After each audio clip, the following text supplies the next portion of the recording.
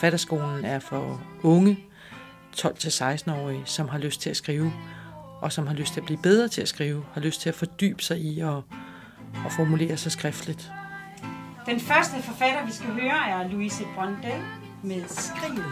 De lod om falde sammen på det iskolde klingegulv. Det grinte og den ene sagde håndligt. Det er kun mennesker som dig, der hører til på gulvet på sådan en trodsandstand. Jeg spiser ostepops iført sloggy undertøj, mærker loven i klaske, når jeg går. Prøver at tænke på noget andet, end at du mest er til tie-gap som på et kyllingelår.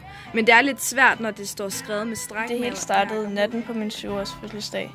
Jeg blev vækket af lyden af, at nogen gik rundt på taget. Først troede jeg, det var min far, men så opdagede jeg, at klokken var 2:27 om morgenen. Pludselig stoppede lyden.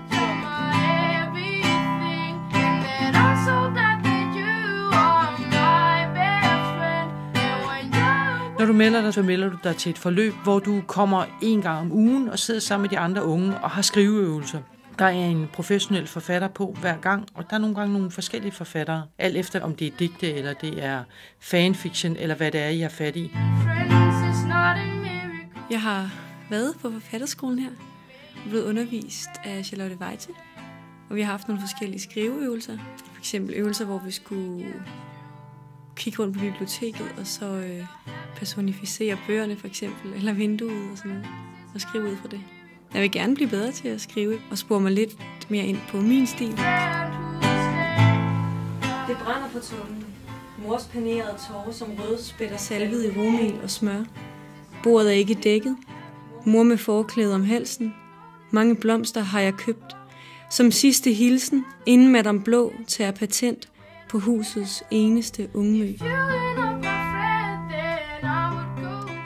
Når man melder sig til forfatterskolen, så er det fordi, man vil det her. Man vil skrive, og man vil fordybe sig i at skrive, og man vil være sammen med ligesindede, der også vil skrive. Det sociale har nok givet mig mest, fordi at man er sammen med andre, som en selv, som gør de samme ting og vil de samme ting.